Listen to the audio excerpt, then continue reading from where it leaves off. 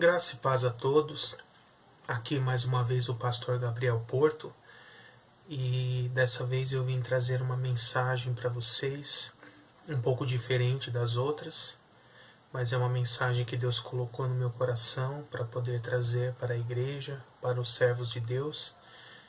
E ela se baseia no texto, em um trecho da segunda carta de Paulo aos Coríntios, no capítulo 12, verso 7 em diante, que diz assim: para impedir que eu me exaltasse por causa da grandeza dessas revelações, foi-me dado um espinho na carne, um mensageiro de Satanás para me atormentar. 3 vezes roguei ao Senhor para que o tirasse de mim, mas ele me disse: minha graça é suficiente para você, pois o meu poder se aperfeiçoa na fraqueza. Portanto, eu me gloriarei ainda mais alegremente em minhas fraquezas, para que o poder de Cristo repouse em mim. Por isso, pelo amor de Cristo, regozijo-me nas fraquezas, nos insultos, nas necessidades, nas perseguições, nas angústias, pois quando sou fraco é que sou forte. Esse é um trecho muito interessante em que Paulo fala a respeito da vida dele.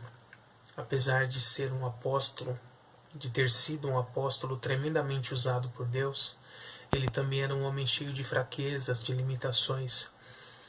Há muita especulação sobre o que seria esse espinho na carne, devido à profissão de Paulo, de ter sido fabricante de tendas, e já com certa idade naquela época.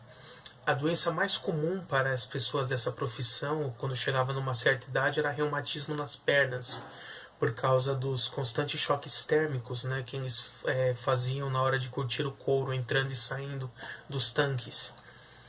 Mas, independente de qual tipo de enfermidade seja esse que Paulo chama de espinho na carne,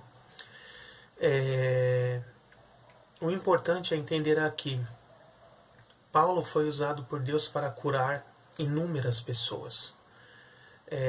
Existem textos que dizem que as pessoas pediam que ele orasse sobre lenço para levar para pessoas distantes, e quando esse lenço tocava nas pessoas, elas eram curadas. Mas mesmo assim, ele não podia curar a si mesmo. E por que Deus disse para ele: a minha graça te basta? Para que ele não se ensoberbecesse com a grandeza da revelação que estava sendo dada a ele, e achasse que ele era melhor do que outra pessoa ou qualquer outro. Mas hoje, nos dias de hoje, nós vemos isso acontecendo muito. As pessoas se esquecem de que Deus não precisa da gente para nada.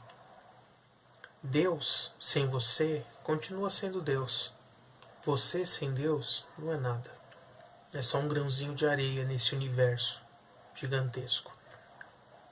Se Deus nos usa, é pela sua graça, é pela sua misericórdia. Não porque nós merecemos ou somos melhores do que alguma outra pessoa. Deus não está preocupado com o que você é. Ele se interessa pelo que você pode se tornar quando se coloca nas mãos dele. É interessante que Deus, toda vez que vai chamar alguém, ele não diz assim: eu te chamei porque você é tal coisa. Não, ele diz assim: venha e eu te farei isso, te farei aquilo. Lembra de Jesus quando chamou os apóstolos? Abandonem as redes e me sigam, e eu farei de vocês pescadores de homens. Eu farei de vocês. Quando Deus chama Abraão: farei de você pai de uma grande nação. E assim por diante. Deus não precisa de ninguém pronto. Ele constrói as pessoas. Ele constrói os seus servos. E isso tem sido muito invertido nos dias de hoje.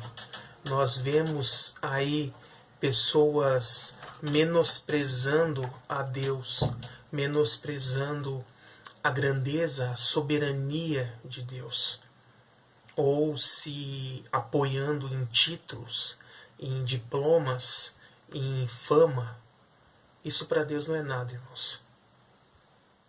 Eu, toda vez que vou ministrar uma pregação, A minha oração é a seguinte: Senhor Deus, eu sou um miserável. Eu dependo de Ti para todas as coisas. Tudo que eu aprendi, tudo que eu estudei, de nada vale se o Senhor não estiver comigo.